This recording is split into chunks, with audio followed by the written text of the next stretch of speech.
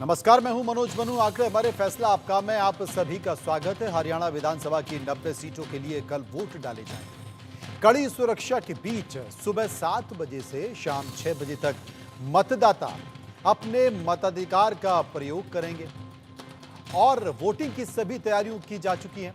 हरियाणा की सभी 90 सीटों पर एक ही चरण में कल वोट डाले जाएंगे।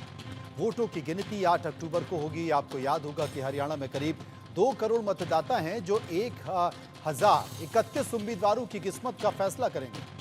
मतदान के लिए 20,000 से ज्यादा पोलिंग बूथ बनाए गए हैं, तो वहीं 60,000 से ज्यादा सुरक्षा बलों की तैनाती की गई। इस बार हरियाणा में मुख्य मुकाबला बीजेपी, कांग्रेस और आम आदमी पार्टी के बीच है। बीजेपी इस पर हैट्रिक लगा सकती है, तो वहीं कांग्रेस की कोशिश है कि वो सत्ता में फिर से वापसी कर सके। तो वहीं आम आदमी पार्टी भी अपना जनाधार बढ़ाना चाहती है। 2019 के चुनाव में बीजेपी 40 सीटें जीती थी, जबकि कांग्रेस दूसरे स्थान पर रही थी और उसे 31 सीटें मिली थी।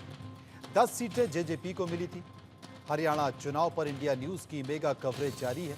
वोटिंग से पहले क्या है तैयारियां, सुरक्षा के कैसे हैं इंतजाम, किन मुद्दों पर ज्यादा कल मतदान करेगी जनता, ग्राउंड जीरो से हमारे सहयोगी बताएंगे। अपने सहयोगी के पास जाएंगे क्योंकि सबकी नजर हरियाणा पर बनी हुई। 2 राज्यों के विधानसभा चुनाव होने थे। जम्मू कश्मीर के सभी चरणों के मतदान खत्म हो चुके हैं। अब सबकी नजर हरियाणा पर है। जम्मू कश्मीर में 3 तो हरियाणा में 1 चरण में मतदान होना है। और आज सभी राजनीतिक दलों ने परसों अपनी ताकत झोंकी। चुनावी प्रचार खत्म हुआ, रैलियां खत्म हुई, सभा खत्म हुई, लेकिन आज लोगों ने डोर टू डोर कैंपेन किया। घर घर जाकर हर प्रत्याशी ने यह बताने की कोशिश की है कि अगर मैं बेहतर हूं तो क्यों, मैं आपके लिए हूं तो क्यों, आप मुझे वोट दें तो क्यों दें। हर प्रत्याशी ने अपनी तरफ से भरसक कोशिश की है। इसके साथ साथ आप वो तमाम तस्वीरें देख रहे हैं, जिन तस्वीरों में चेहरे दिखाई दे रहे हैं, उन चेहरों ने हरियाणा में जोरदार प्रचार किया, धुआंधार प्रचार किया, रैली की। अब बस ये तय होना है कि हरियाणा की जनता 90 सीटों पर किसे चुनने जा रही है। क्या ये पलड़ा कांग्रेस की तरफ भारी होगा, क्या ये पलड़ा बीजेपी की तरफ भारी होगा, या कहीं ना कहीं जिसका जिक्र किया जा रहा है, लोग अंदेशा लगाते हैं, वो ये भी सोचते हैं कि ऐसा ना हो कि ये विधानसभा त्रिशंकु हो जाए। दीपक शर्मा पंचकुला से मेरे साथ मौजूद हैं, कनिका कटियार गुन्नौर से मेरे साथ मौजूद हैं, महेंद्र माही कालिका से मेरे साथ मौजूद हैं। सभी सहयोगियों के पास चलेंगे और जानेंगे कि आखिर स्थिति क्या है। सबसे पहले दीपक के पास चलूंगा। दीपक, क्या कहती है स्थिति, क्योंकि आज की रात बहुत भारी।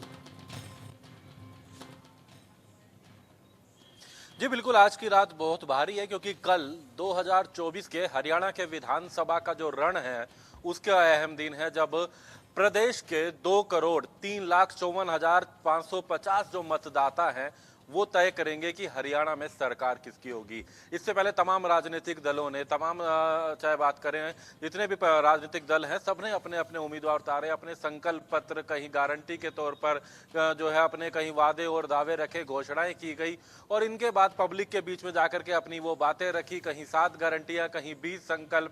और ऐसे में अब मतदाता ने तय करना है। और हरियाणा की अगर बात करें तो 2,03,54,550 से ज्यादा मतदाता है और वो मतदाताओं को अपने मताधिकार का उपयोग करना है। हालांकि हरियाणा का अनुमान ये रहता है कि तकरीबन 70% के आसपास मतदान होता है, लेकिन अपील यही है कि मतदाता ज्यादा से ज्यादा वोट करें। वो किसको करते हैं वो उनकी अपनी सहमति। लेकिन यहाँ अगर हम बात करें, और उसके लिए बाकायदा 1031 उम्मीदवार जो है वो चुनाव मैदान में है। इसमें राजनीतिक दलों के भी उम्मीदवार हैं, निर्दलीय उम्मीदवार भी हैं और अधिकतर विधानसभाओं में देखा गया जो त्रिकोणीय मुकाबले भी हो तो कहीं निर्दलियों की भूमिका भी नजर आई। इसमें कांग्रेस भी है, बीजेपी भी है। क्षेत्रीय दलों की बात की जाए तो इंडियन नेशनल लोक दल, जननायक जनता पार्टी, इसी के साथ साथ उत्तर प्रदेश से बीएसपी यहाँ पर है, एएसपी यहाँ पर है। दिल्ली और पंजाब में सत्ता में आने के बाद अब हरियाणा में आम आदमी पार्टी भी चुनाव मैदान में अपनी किस्मत आजमा रही है। हालांकि ये पिछले चुनाव में भी आजमाई थी, ज्यादा समर्थन नहीं मिला था और इस बार फिर एक बार वो प्रयास किया जा रहा है। तमाम चुनाव प्रचार किए गए, वादे और दावे रहे, संकल्प रहे, लेकिन इसके बाद अब कल मतदान का दिन है, जब मतदाता ने यह तय करना है कि कौन बेहतर होगा। इसमें कोई दो राय नहीं है। कांग्रेस और बीजेपी के नेताओं से जब बात करते हैं तो कांग्रेस बीजेपी पर कहती है कि बीजेपी के साथ मुख्य मुकाबला है, बीजेपी कांग्रेस का कहती है कि मुख्य मुकाबला है, लेकिन क्षेत्रीय दलों को ये दोनों ही राष्ट्रीय पार्टी कहीं ना कहीं दरकिनार कर रही है और ऐसे में वो क्षेत्रीय दल भी अब अपने वर्चस्व की, अपने अस्तित्व की यहाँ पर बात उनकी की जा रही है, लड़ाई की। तो कल का वो अहम दिन है जब विधानसभा चुनाव को लेकर के सुबह मतदान का समय 7 बजे का है, जब शुरू होगा और ये मतदाता तय करेंगे कि आखिर किसके पास कौन सत्ता पे रहता है, सत्ता में किसके कौन सर पे रहता है। ये ताज कनिका रहता है। कटियार जी। गन्नौर से हमारे साथ मौजूद हैं। कनिका, आपने तमाम लोगों से बातचीत की है, मतदाताओं से बातचीत की है और ये कहा जा रहा है कि गन्नौर में कांग्रेस के जो उम्मीदवार हैं, कांग्रेस के कार्यकर्ता हैं, कांग्रेस के नेता हैं, उनका जोश काफी हाई दिखाई दे रहा है। कारण देखिए, बिल्कुल इस वक्त मेरी मौजूदगी गन्नौर में है और जैसा कि आपने भी जिक्र किया कि इस चुनाव में जो मतदाता है वो सबसे महत्वपूर्ण भूमिका निभा रहा है। त्रिकोणीय मुकाबला है, बीजेपी, कांग्रेस और आम आदमी पार्टी, लेकिन इसके अलावा जो इंडिपेंडेंट जो कैंडिडेट्स खड़े हुए हैं, निर्दलीय, वो भी एक महत्वपूर्ण भूमिका निभा रहे हैं। गन्नौर विधानसभा क्षेत्र की बात करें तो यहाँ से कांग्रेस के जो उम्मीदवार है वो कुलदीप शर्मा है और कांग्रेस पार्टी ने ब्राह्मण चेहरे पे एक बार फिर से यहाँ पे दांव खेला है। और अगर हम सोनीपत की कॉन्स्टिट्यूंसी की बात करते हैं या इस क्षेत्र की बात करते हैं तो जाट बाहुबल्य कॉन्स्टिट्यूंसी मानी जाती है। इसके अलावा गन्नौर की बात करें तो आपको याद होगा कि तमाम जो कार्यकर्ता हैं उनके अंदर एक अलग उत्साह है, क्योंकि मैंने राहुल गांधी की वो यात्रा भी कवर की जो कि गन्नौर से गुजरती हुई गई थी। और स्पेशली राहुल गांधी की जब यात्रा शुरू हुई थी तो गन्नौर में जब वो आए थे तो उन्होंने यहाँ पर तमाम तरह की वोटों का अपील करते हुए नजर आए थे और तमाम मुद्दे कांग्रेस पार्टी ने इस बार यहाँ पर उठाए हैं। और केवल गन्नौर में नहीं बल्कि पूरे हरियाणा में बीजेपी को वापस से रोकने के लिए कांग्रेस पार्टी ने अपनी पूरी ताकत का इस्तेमाल किया।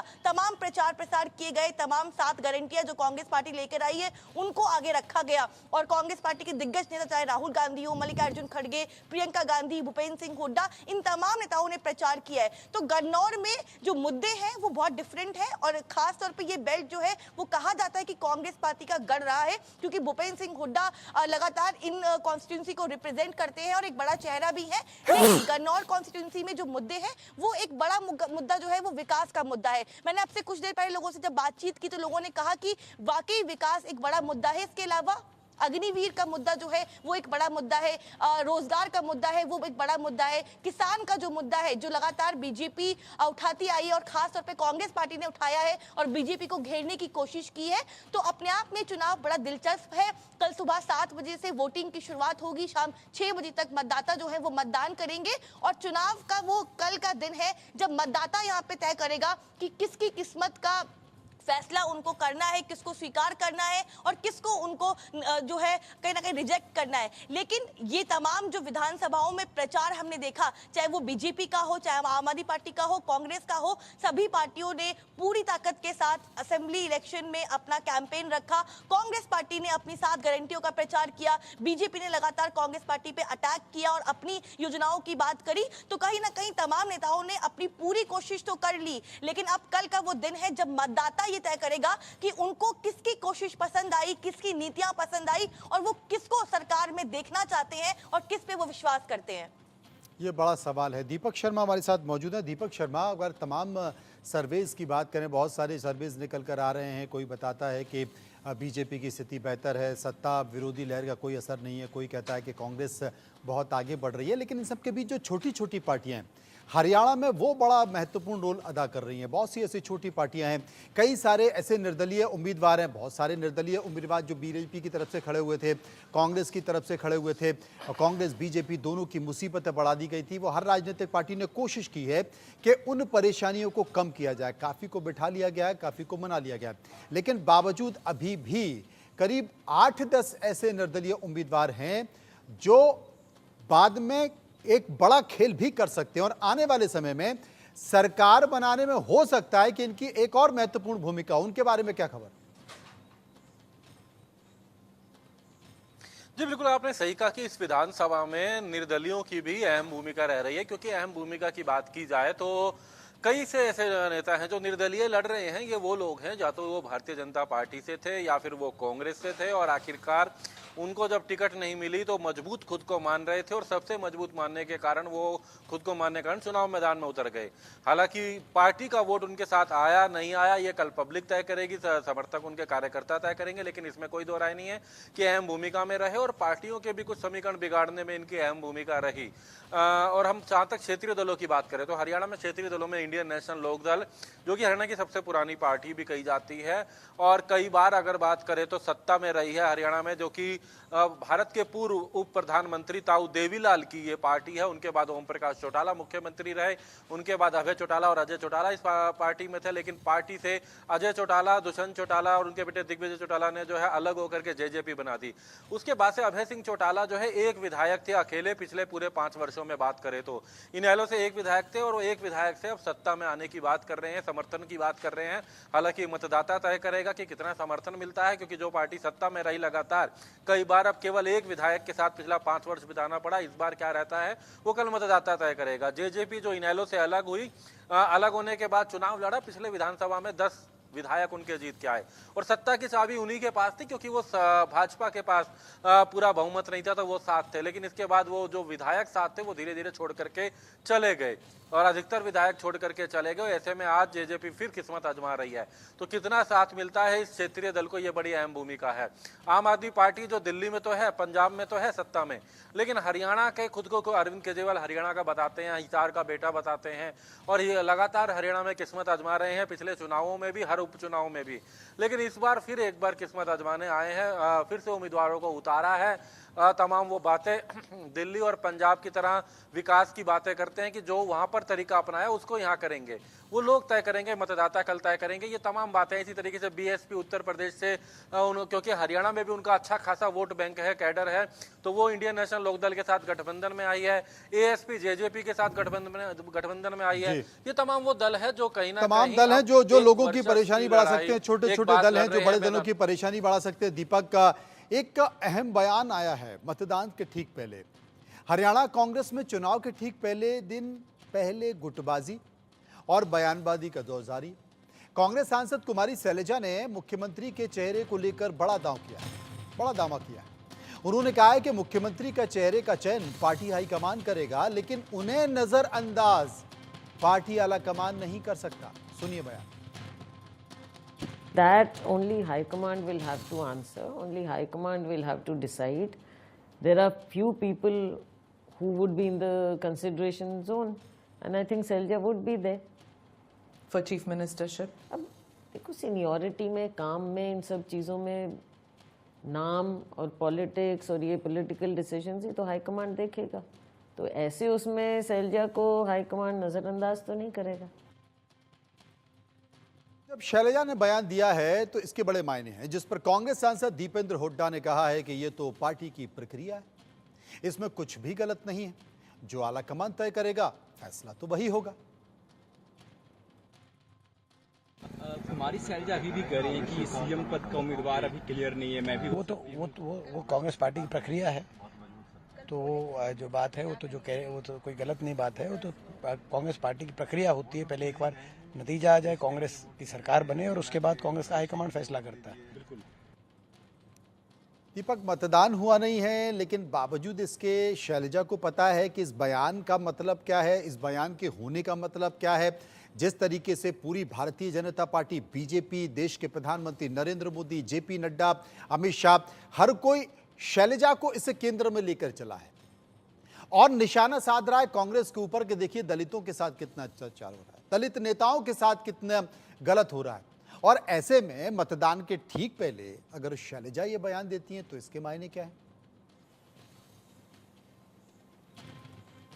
जी बिल्कुल, कुमारी शैलजा के ये लगातार ऐसे कई बयान है। बीते दिनों में इस विधानसभा चुनाव के ऐलान के बाद भी काफी चर्चा में रही। चर्चा यूं भी रही कि 12 तारीख को वो पिछले महीने चुनाव प्रचार से दूर हो गई, दूरी बना ली। 26 तारीख तक चुनाव प्रचार नहीं करा, 26 तारीख को चुनाव प्रचार में आई, 14 दिन तक दूरी बनाई। चर्चाओं का दौर रहा कि कहाँ कुमारी शैलजा, उनकी नाराजगी दूर की गई। मल्लिकार्जुन खड़गे से उन्होंने मुलाकात करी। उसके बाद फिर एक और बयान आता है जब राहुल गांधी ने कुमारी शैलजा और भूपेंद्र हुड्डा को एक जनसभा के दौरान दोनों का हाथ मिलाया, जब हाथ ऊपर करा, हाथ मिलाया कि एक साथ चलना है। उसके बाद कुमारी शैलजा का बयान आया, उन्हें तो ये भी याद नहीं कि उन्होंने भूपेंद्र हुड्डा से बात कब करी थी। ये फिर वही चर्चा में आ गए कि आखिरकार फिर राहुल गांधी का प्रयास का क्या रहेगा। लेकिन उसके बाद आज कुमारी शैलजा का ये बयान आया कि जो पार्टी जो है उन्हें दरकिनार नहीं कर सकती है, मुख्यमंत्री कौन होगा ये पार्टी तय करेगी। लेकिन सबसे बड़ी बात भी यही है, कुमारी शैलजा की बात करें यूं, इसमें कोई दो राय नहीं, पार्टी की वरिष्ठ नेता है, पुरानी नेता है, केंद्र सरकार में मंत्री भी रही हैं। जब यूपीए की सरकार हुआ करती थी तो उनके पास टूरिज्म मिनिस्ट्री हुआ करती थी और कई पदों पर रही है, कई राज्यों में प्रभारी भी रही है, छत्तीसगढ़ जैसे राज्यों में भी प्रभारी रही है, हरियाणा से सांसद भी है। लेकिन इस बार अगर जब हम टिकटें जब बटी तो उसमें कहीं ना कहीं उनकी अनदेखी जरूर रही थी, वो भी एक नाराजगी का कारण रहा था। ये भी कहा गया कि 72 से 78 जो उम्मीदवार हैं वो भूपेंद्र सिंह हुड्डा समर्थित हैं, 6 से 9 ही उम्मीदवार ऐसे हैं जो कुमारी शैलजा समर्थित हैं, 2 ही उम्मीदवार ऐसे जो रणदीप सुरजेवाला समर्थित हैं, 1 उम्मीदवार ऐसा जो चौधरी बीरेंद्र सिंह का बेटे हैं। तो ये कहीं ना कहीं इनके लिए चिंता का विषय रहा था और उसके बाद भी ये नाराजगी थी और यही कारण है लगातार बयान आ रहे थे।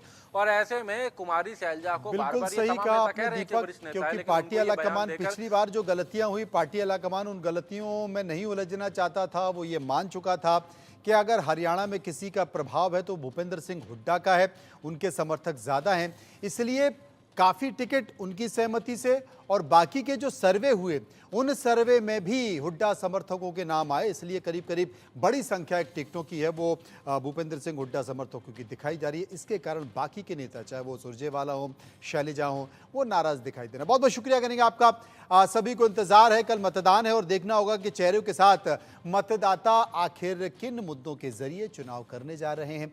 आगे बढ़ते हैं, बात करते हैं छत्तीसगढ़ की एक बड़ी खबर की। छत्तीसगढ़ में नक्सलियों के खिलाफ एक बड़ा ऑपरेशन हुआ है।